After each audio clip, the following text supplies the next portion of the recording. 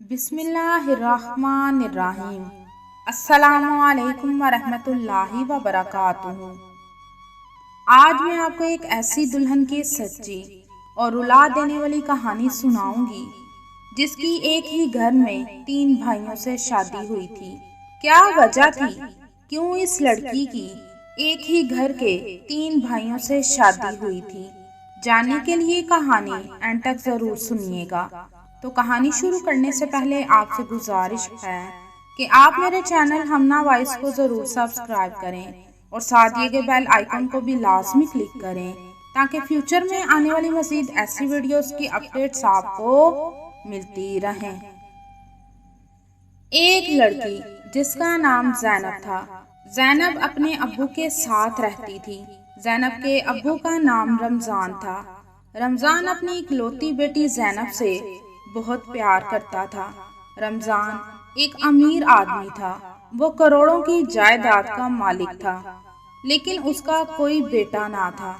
इसलिए उसने अपनी जायदाद का वारिस अपनी बेटी को ही बना दिया था। एक दिन रमज़ान बैठा सोचने लगा, क्यों ना मैं अपनी बेटी की शादी अपने ही खानदान के किसी लड़के से करवा दूं, तो घर की जायदाद घर ही रह जाएगी।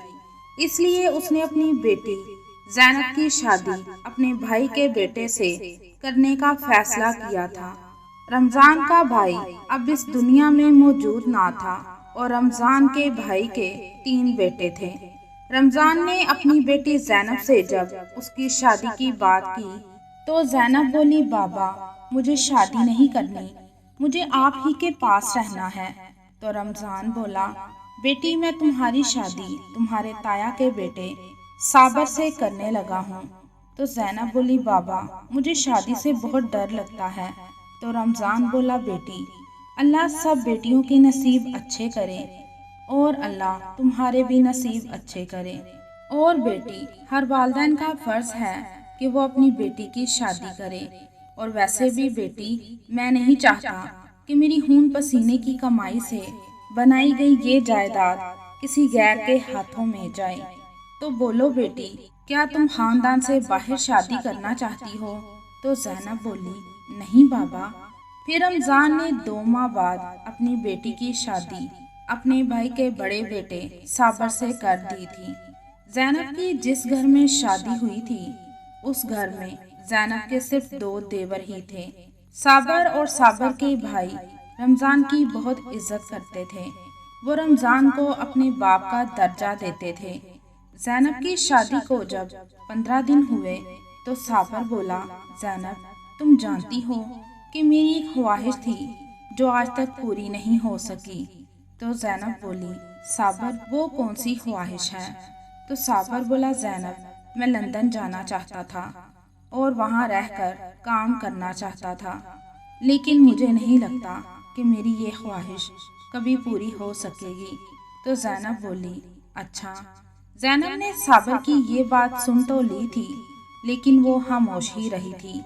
वो साबर को सरप्राइज देना चाहती थी, इसलिए उसने अपने बाबा से बात की कि बाबा मैं चाहती हूँ कि आप साबर को बाहर भेज दें। ये साबर की ख्वाहिश है और मैं उसकी इस ख्वाहिश को पूरा करना चाहती हूँ। तो रमज़ान बोला, अच्छा बेटी पहले ये तो बताओ, क्या तुम उसके बाहर जाने से खुश हो? क्या तुम उसके बगैर रह सकती हो? तो ज़ैनब बोली, जी बाबा साबर की खुशी में ही मेरी खुशी है। फिर रमज़ान ने साबर को लंदन भेजने का बंदोबस्त कर दिया था। तकरीबन 20 दिन गुजरे होंगे कि 20 दिन बाद ज़ैनब साबर के कपड़े बैग में डाल रही थी। तो साबर बोला, ज़ैनब क्या हम कहीं जा रहे हैं? तो ज़ैनब बोली, हम नहीं, सिर्फ आप जा रहे हैं। तो साबर बोला, कहाँ? तो ज़ैनब बोली, साबर ये आपके लिए सरप्राइज था, आप लंदन जा रहे हैं और कल आपकी फ़्लाइट है। तो साबर बोला, क्या? तो ज़ैनब बोली, जी यही सच है। ज़ैनब साबर को बोली, साबर आप लंदन जाकर मुझे भूल तो नहीं जाएंगे? तो साबर बोला, नहीं ज़ैनब मैं तुमको हर रोज़ फ़ोन करूँगा। लेकिन ज़ैनब ये सब करने की क्या ज़रूरत थी? तो ज़ैनब बोली, अब बस भी करें। साबर अगले दिन बाहर लंदन चला गया था। زینب بہت اداس ہو گئی تھی۔ ابھی زینب کی شادی کو 1.5 ماہ ہی ہوا تھا۔ اگلے دن صابر نے زینب کو فون کیا تو زینب بہت خوش ہوئی اور خوشی سے وہ رونے لگی تھی۔ تو صابر بولا، زینب اب بس بھی کرو ورنہ میں واپس آ جاؤں گا۔ تقریباً 1 ماہ تک صابر اور زینب کی بات ہوتی رہی، لیکن 1 ماہ گزرنے کے بعد زینب کا صابر سے کوئی رابطہ نہ ہوا تھا۔ زینب اب پریشان رہنے لگی تھی اور رمضان سے اپنی بیٹی کی حالت دیکھی نہیں جا رہی تھی۔ رمضان نے بھی لندن جہاں صابر کام کرتا تھا وہاں رابطہ کیا، پر صابر کا کچھ پتہ نہ چلا۔ صابر کو لندن گئے ہوئے 1 سال ہو گیا تھا، لیکن صابر سے کوئی رابطہ ہو ہی نہیں رہا تھا۔ پھر 6 ماہ اور گزر گئے تھے، لیکن صابر کا کچھ پتہ نہ چل سکا تھا۔ رمضان بہت پریشان رہنے لگا تھا۔ اس نے سوچا، کیا میں اب اپنی بیٹی کو گھر واپس لے آؤں؟ پھر اس نے سوچا، گھر لا کر بھی تو زینب کی شادی کہیں اور کروں گا، تو اس سے بہتر ہے کہ میں زینب کی شادی صابر کے چھوٹے بھائی عمر سے کر دیتا ہوں۔ رمضان نے جب عمر سے زینب کی شادی کی بات کی تو عمر نہ مانا، لیکن عمر کے چھوٹے بھائی اصغر نے اسے زینب سے شادی کے لیے منا لیا تھا۔ پھر زینب کا نکاح عمر سے ہو گیا تھا۔ عمر زینب سے بڑا ہونے کے باوجود بھی اسے کٹا کٹا سا رہتا تھا۔ وہ زینب جہاں بیٹھتی تھی اس کے پاس بیٹھنے کی بجائے اس سے دور دور ہی رہتا تھا۔ جب زینب اور عمر کی شادی کو 2 ہفتے ہو گئے تو پھر زینب نے عمر سے پوچھا، عمر کیا تم مجھ سے ناراض ہو؟ کیا یہ شادی تم نے مجھ سے میرے بابا کے دباؤ میں آ کر تو نہیں کی؟ تو عمر بولا، بھابھی اگر اب آپ پوچھ ہی رہی ہیں تو میں آپ کو بتا دیتا ہوں، دراصل میں کسی اور لڑکی سے پیار کرتا تھا اور اس سے ہی شادی کرنا چاہتا تھا۔ میں نے یہ بات اصغر کو بھی بتائی تھی، لیکن پھر بھی اس نے میرا نکاح آپ سے کروا دیا ہے۔ بھابھی میں آپ کو کبھی بھی اپنی بیوی نہیں مان سکتا، کیونکہ میں نے آپ کو کبھی ایسی نظر سے دیکھا ہی نہیں، اور آپ بھی مجھ سے کوئی ایسی امید مت رکھیے گا۔ زینب عمر کی بات سن کر بہت پریشان ہو گئی تھی۔ وہ کس کو اپنا دکھ بتاتی؟ وہ بہت پریشان رہنے لگی تھی۔ ایک دن زینب نماز پڑھنے کے بعد رو رو کر دعا مانگ رہی تھی کہ یا اللہ، یہ تیرا کیسا انصاف ہے؟ میری ایک ہی گھر میں 2 شادیاں ہوئی ہیں، لیکن ایک شادی میں بھی سکھ نصیب نہیں ہوا۔